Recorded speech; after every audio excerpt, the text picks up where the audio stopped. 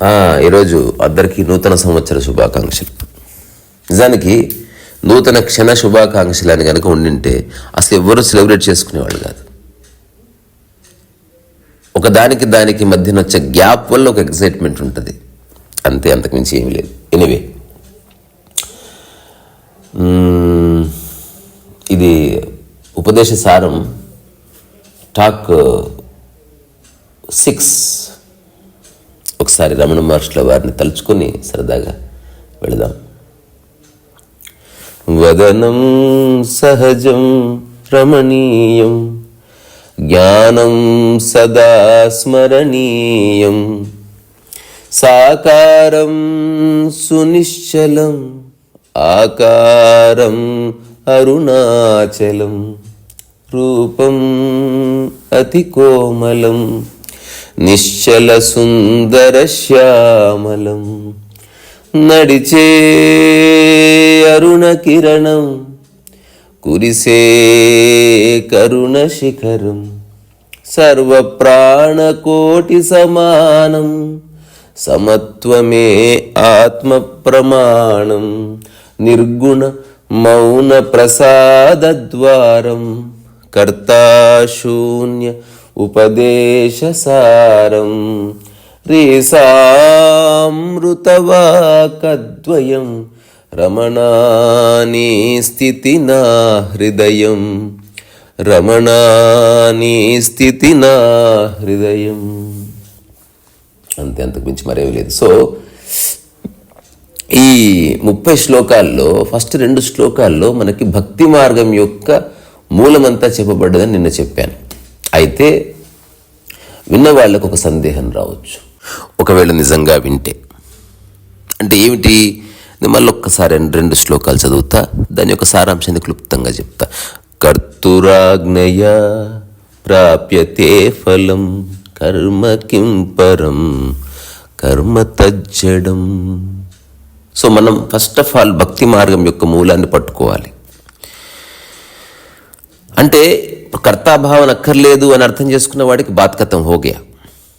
కానీ కర్తాభావన లేకుండా ఎట్లాగండి అన్నప్పుడు నువ్వు పరమాత్మని కర్తం చేసిన తర్వాత అంతా ఆయన ఆజ్ఞ ప్రకారమే జరుగుతుంది. కర్తురాజ్ఞయ ప్రాప్యతే ఫలం, అట్లాగే ఏదో ఒక ఫలితం వస్తుంది. కర్మ కిం పరం. సో ఆ కర్మకి అంత వాల్యూ ఏమీ లేదు. సో కర్మ తజ్జడం, తద్వారా కర్మ అనేది ఒక జడం. దానికి ఇప్పుడు అంటే కర్తవు నువ్వు కాదు, ఫలితము నీది కాదు, కర్మకు కూడా ఎక్కువ ఇంపార్టెన్స్ ఇవ్వకు అని కనిపిస్తుంది. తర్వాత కృతిమహోదధౌ పతన కారణం ఫలం అశాశ్వతం గతి నిరోధకం. ఇది దానికి మరింత అంటే ఏవైతే నువ్వు పనులు చేస్తున్నావో అదంతా ఒక సాగరం కంటే పెద్దది, ఆ కర్మ సాగరం. నువ్వు దాన్ని పట్టుకున్నావు అనుకో, సరే నువ్వు కర్తవు కావని తెలుసుకున్నావు, కర్త పరమాత్మ అని తెలుసుకున్నావు, తర్వాత ఫలము కూడా పరమాత్మదే అనుకున్నావు అనుకో, అయినప్పటికీ కర్మను పట్టుకున్నావు అనుకో. ఇది చాలా చిక్కు ఉంది ఇందులో. ఎందుకంటే చేస్తున్న దాన్ని ఎవరన్నా అభిమానిస్తే కూడా సంతోషపడతారు, అలాంటిది ఉంది. ఇది వెరీ సటిల్, కానీ అర్థమైతే చాలా సింపుల్గా దాని చిక్కుముడి అంతా వీడిపోతుంది. సో నువ్వు చేసే కర్మలు ఒక మహాసముద్రం అంతటివి, దాన్ని కూడా పట్టుకున్నా, దాంతో ఐడెంటిఫై అయిన పతనం జరుగుతుంది. ఫలం అశాశ్వతం అని తెలుసుకోకపోతే నీ యొక్క వేగంలో, నీ నడకలో, నీ ప్రవాహంలో అడ్డం వస్తుందని చెప్పి భక్తి మార్గం యొక్క సమగ్ర సారం అండి ఇది. నేను మాటికి ఈ విషయం చెప్పాను. ఆ తర్వాత ఈరోజు చెప్తున్న ఈ శ్లోకం ఏంటంటే కరెక్ట్ ఆర్డర్ ఉందన్నమాట. మెల్లగా కర్మ యొక్క మూలాన్ని చెప్పడం, కర్మ యొక్క సిగ్నిఫికెన్స్. ఎందుకంటే కర్మ చేయకుండా జీవితం లేనే లేదు. పుట్టిన తర్వాత మరణించేవారు కర్మనే. నువ్వు కన్నాడించిన కర్మనే, చెయ్యాడించిన కర్మనే, మాట్లాడిన కర్మనే, ఉద్యోగం చేసిన కర్మమే, ఫైటింగ్ చేసిన కర్మనే, ఉద్యమం చేసిన కర్మనే, బాత్రూమ్కి వెళ్ళిన కర్మనే, శృంగారం చేసిన కర్మనే, అంత కర్మ. అయితే ఈ కర్మని అర్థం చేసుకోవడంలోనే ఆధ్యాత్మిక సారమంతా దాగి ఉంది. ఇది నీకు, నాకు, అందరికీ. ప్రకృతిలో ఉన్న ప్రాణులకు అక్కర్లేదు. అవి వాళ్ళు లిబరేట్ అయ్యే ఉన్నాయి. మళ్ళీ ప్రత్యేకంగా అవి లిబరేట్ అవ్వడానికి చేయాల్సిన ప్రయత్నం లేదు. ఎగ్జాంపుల్, మనిషి అడుగుతాడు సెలవు కదా, అంటే ఉద్యోగం చేసేవాడికి సెలవు అడిగే అవకాశం వస్తుంది. అసలు ఉద్యోగం చేయని వాడికి అసలు ఆ డైమెన్షనే తెలియకపోవచ్చు. సో ఆధ్యాత్మికత ఎవడెవడైతే రకరకాల విషయాలు ఇరుక్కున్నాడో వాడికి తెలిసినంత ముక్తిలో ఉన్నవాడికి తెలియదు. ఏదైనా అంతే.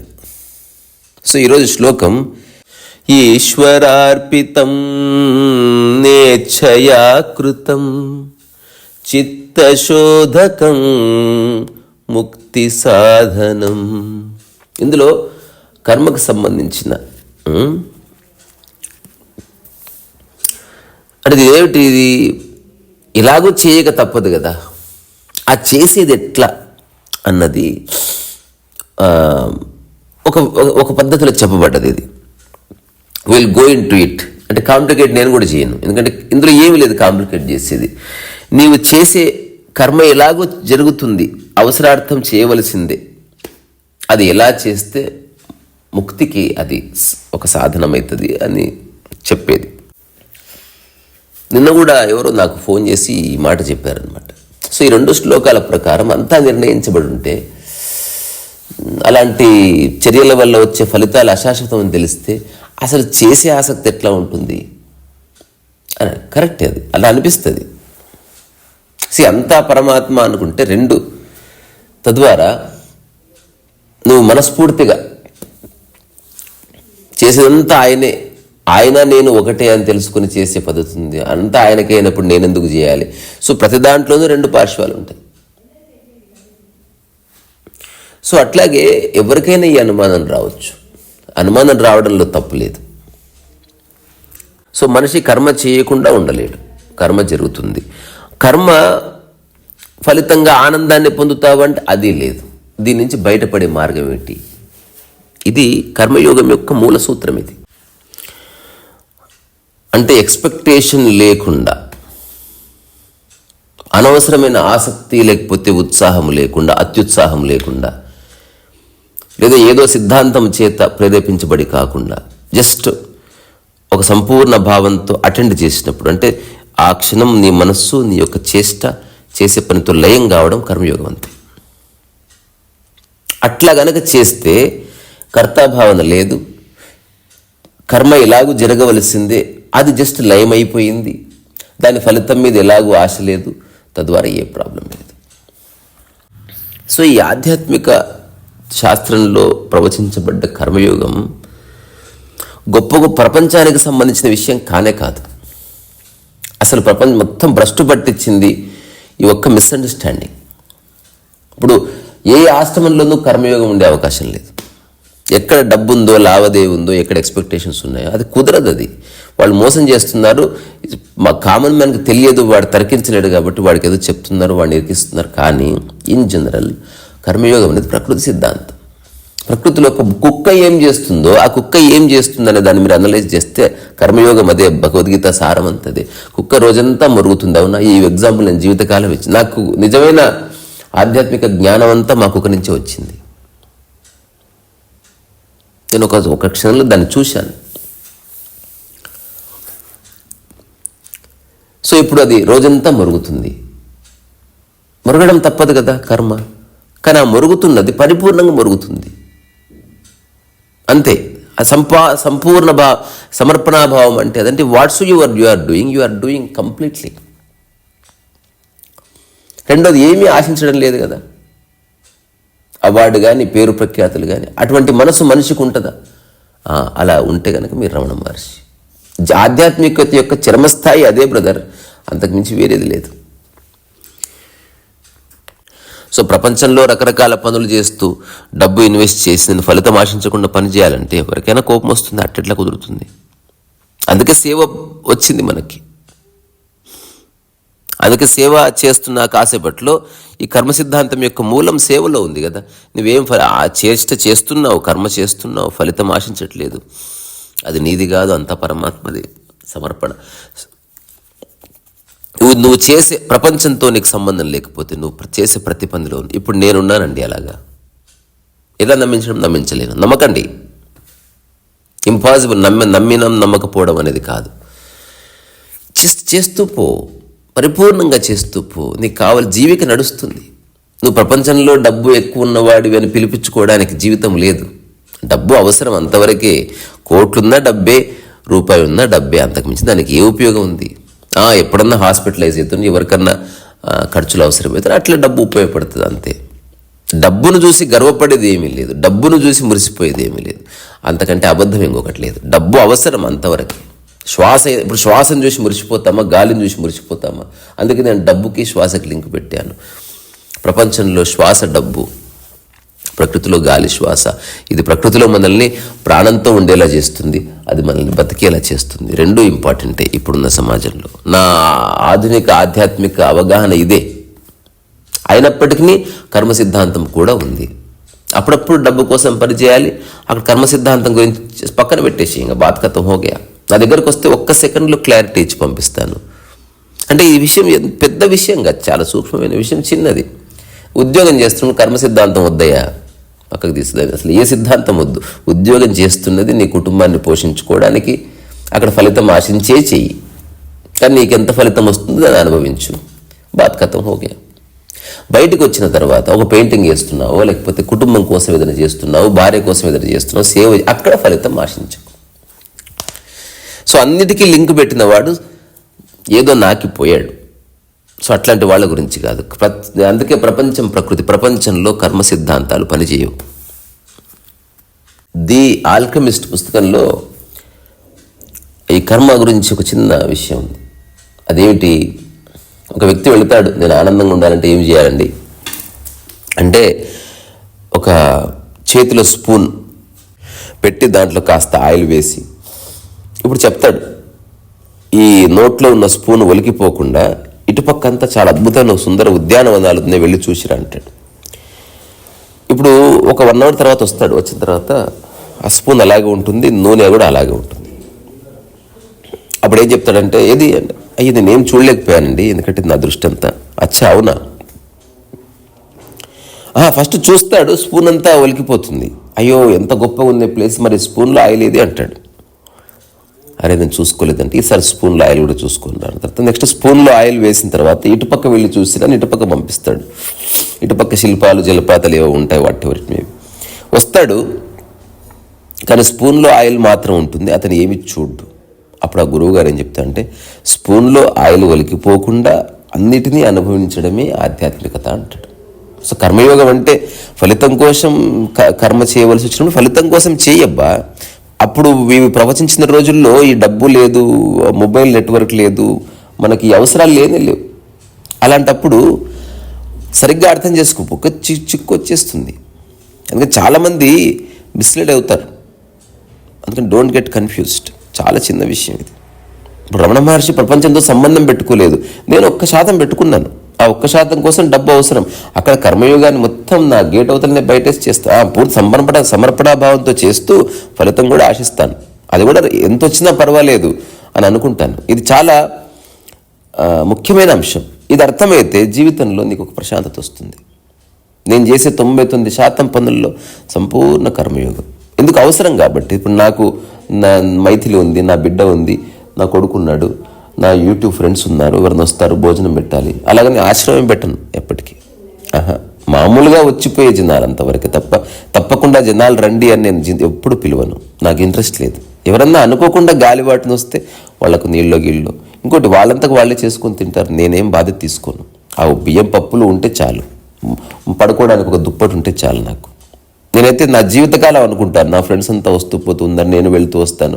ఎక్కడో చోట మూలకుంటే ఒక పుస్తకం ఉంటే చదువుకుంటూ, హాయిగా ఒక మంచి దుప్పటి ఉంటే పడుకొని, ఎవరిని డిస్టర్బ్ చేయకుండా, సామరస్యం చెడకుండా, పొద్దున ఎవరో ఒకరింత వంట చేసేస్తే అక్కడ ఉన్న అంట్లు గింట్లు కడుక్కొని అట్లా అందరూ పని చేసుకొని జీవించాలి. ప్రపంచంలో ఉన్న ఉన్నత లక్ష్యాలు, ప్రకృతిలో లక్ష్యాలే లేవు. సో లక్ష్యము లేకుండా సంపూర్ణ శ్రద్ధతో పనిచేయి అని చెప్పే ఒక అద్భుతమైన సూత్రం ఇది ఉపదేశ సారంలో 3వది. ఈశ్వరార్పితం నేచ్ఛయాకృతం చిత్త శోధకం ముక్తి సాధకం. becoming increasingly disinterested in things that happen in the world. Carrying out your social and ethical duties while surrendering all to Him. This is conducive to liberation. సారవంతే. అంటే ఇక్కడ భక్తి మార్గము ద్వారా కర్మకి తీసుకెళ్లే పద్ధతి కనిపిస్తున్నది. నిజానికి అంతా పరమాత్మ అని అనుకుంటే మళ్ళీ భక్తి ప్లస్ కర్మ రెండు కలిసి, అట్లా కాకుండా రమణ మహర్షి ప్రతిసారి నువ్వు అట్లా అనుకోవాల్సిన అవసరం లేదు. Every time you don't have to say that. So అందుకని ఉపదేశ సారాన్ని మళ్ళొక్కసారి పాడుకొని ఆ తర్వాత రమణ మహర్షుల్ని తలుచుకొని ముగిద్దాం.